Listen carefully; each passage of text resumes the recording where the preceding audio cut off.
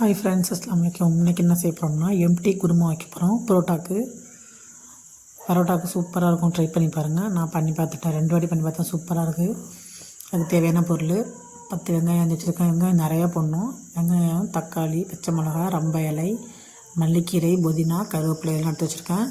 கடாயில் பட்டை கிராம்பெல்லாம் போட்டுட்டு வெங்காயம் போடுங்க.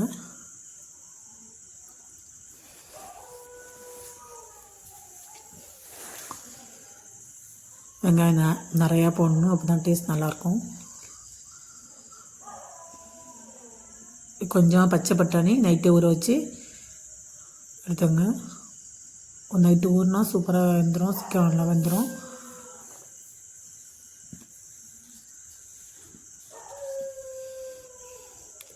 வெங்காயம் நல்லா வதங்கணும். வெங்காயம் நல்லா வதங்கினதுக்கப்புறம் பச்சை மிளகாய் 2 கீரி போட்டுருங்க.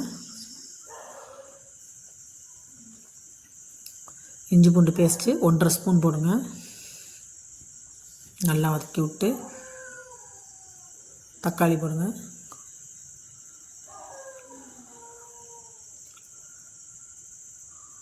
ரம்ப இலை,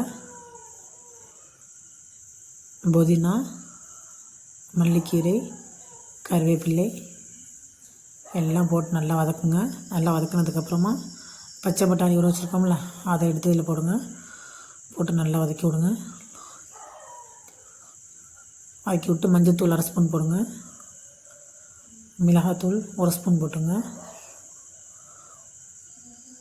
சோம்பு ஜீரகத்தூள் 1/2 ஸ்பூன்.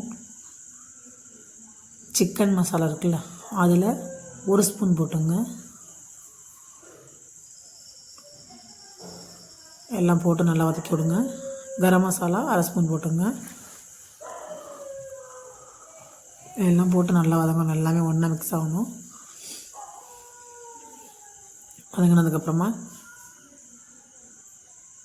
தண்ணியை ஊற்றி விசிலில் விட்டுருங்க. ஒரு 4 விசில் விட்டுடுங்க, சூப்பராக இருக்கும். அதுக்கு விசில் அடிக்கிற வரைக்கும் இங்கே நம்ம தேங்காய் அரைப்போம். தேங்காய் 1/2 மூடி தேங்காய், கசகசா, கொஞ்சமாக முந்திரி இல்லைங்கிறதுக்காக பொட்டுக்கடலை போட்டிருக்கேன். எல்லாம் போட்டு பட்டை போல வச்சு எடுத்து வச்சுங்க. நல்லா விசிலில் விட்டு இறக்கிட்டு 4 விசில் வச்சு இறக்கிட்டு அதில் தேங்காய் ஊற்றுங்க. தேங்காய் ஊற்றி நல்லா ஒரு 20 நிமிஷம் கொதிக்க விடுங்க. கொதிக்க விட்டு மல்லிக்கீரையை போட்டு இறக்கிடுங்க. சூப்பராக இருக்கும். ட்ரை பண்ணி பாருங்கள். பரோட்டா, இட்லி, தோசை எல்லாத்துக்குமே சூப்பராக இருக்கும். செம்ம டேஸ்ட்டாக இருக்குது. ட்ரை பண்ணி பார்த்துட்டு எப்படின்னு கமெண்ட் பண்ணுங்கள்.